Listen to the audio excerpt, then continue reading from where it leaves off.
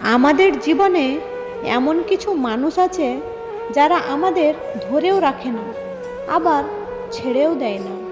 তাদের থেকে দূরে সরতে গেলে ভালোবাসা দেখায়, আবার কাছে থাকলে অবহেলা করে। এইসব মানুষগুলোই মূলত মানসিক অশান্তির কারণ। একটা বিবাহিত মেয়ের জীবনে স্বামীর চেয়ে বড় সম্পদ আর কিছুই হতে পারে না। স্বামী ভালো হোক কিংবা খারাপ হোক, ধনী হোক কিংবা গরিব হোক, স্বামীর সাথে মানিয়ে চলাটাই উত্তম। স্বামী আছে বলেই আপনাকে সবাই ভালোবাসবে, দাম দিবে, শ্বশুর বাড়িতেও বাবার বাড়িতেও।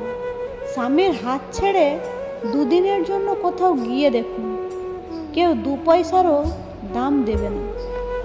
অবহেলা করছো, করে যাও। কষ্ট দিচ্ছ, দিয়ে যাও। কিন্তু মনে রেখো, যে ভালোবাসতে জানে সে কষ্ট সইতেও জানে।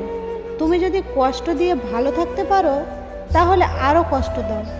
আমি চাই তুমি ভালো থাকো।